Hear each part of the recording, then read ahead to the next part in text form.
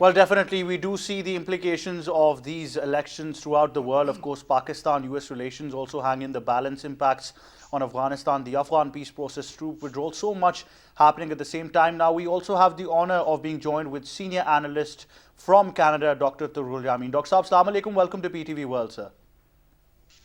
Thank you very much for inviting me.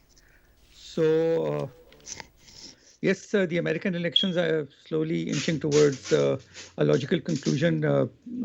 Probably, most definitely, Biden is going to win. I was just reading that they have closed the airspace over his house in Wilmington, Delaware. So these are indications that the American security establishment is also bestowing a a kind of de facto acceptance that he's going to be the next president of the United States and by extension the commander in chief of the United States Army. My views on this subject are that, as the person before me was also saying, that there is going to be very little change in American policies. American policies do have an impact on the personality of the American president, but they don't change dramatically per se. Uh, uh, Perhaps one change in American foreign policy which I saw in my lifetime was one-time President Carter lost the elections and Reagan came into power, and Reagan wholeheartedly started supporting Pakistan in the Afghan Jihad. And if you recall, at that time, the Republicans in office really sent a huge amount of military aid.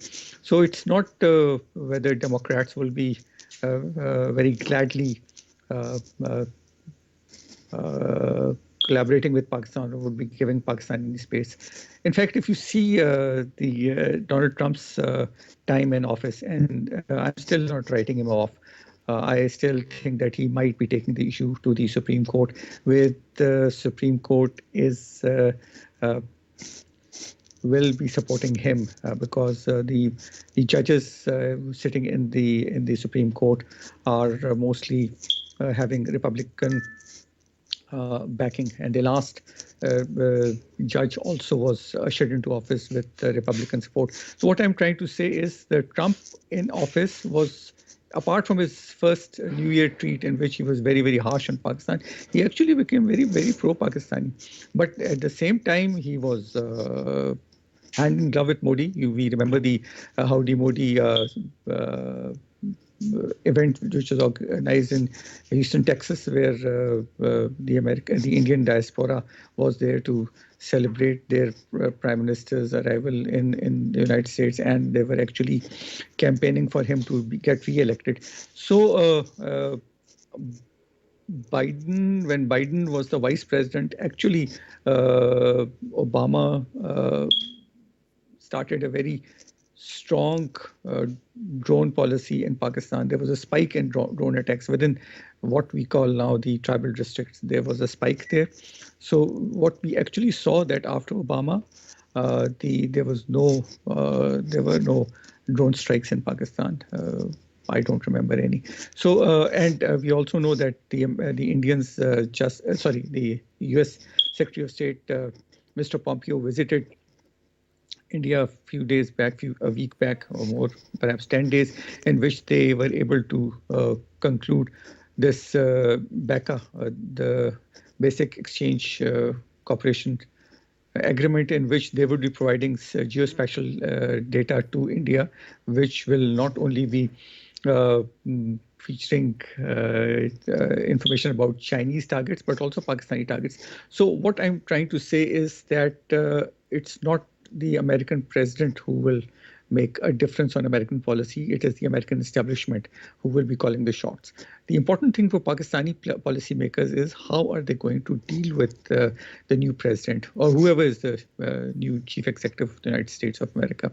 The important thing there is that we should look beyond one, the security agreements that we have made us popular with the American policymakers, but also Afghanistan. We have been in the past 4 decades been seen as a country which could facilitate the American policies in Afghanistan, and now also we are seeing that Pakistan is being taken as a facilitator, which can bring in the Taliban onto the negotiating table. So what we should be looking forward to is other areas where we can collaborate with the United States of America, not just security matters, just not defense issues, just not Afghanistan, but other matters. So I think our foreign office should be going into an overdrive of what they should be doing in with the new president in the White House. So that's what I think should be our policy right now. Over to you.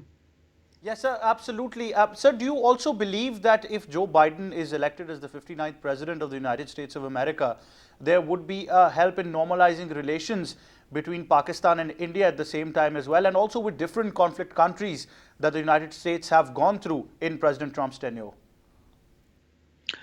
I think President Trump uh, also offered mediation. It's India. India did not accept the offer. I think Trump was very, very vocal. He said, "Let me mediate. I will solve the Kashmir issue." Uh, it was India which rejected that offer. So when there are parties to a conflict, or in case of Pakistan and India, it has been the Indians who have been rejecting offers of negotiations. Pakistan has been, even the current government, Imran Khan Sahab, has also been saying that we are willing to talk to India, notwithstanding whatever India has been doing, notwithstanding the barbarities that they are perpetrating in Kashmir. This government and past governments also, they have been at pains to offer uh, they have been offering to normalize relationship. They've been offering to talk uh, to India, and Imran Khan has also been saying that he is willing for arbitration, mediation. Anybody could do it. So I don't think Biden has that kind of influence over Modi.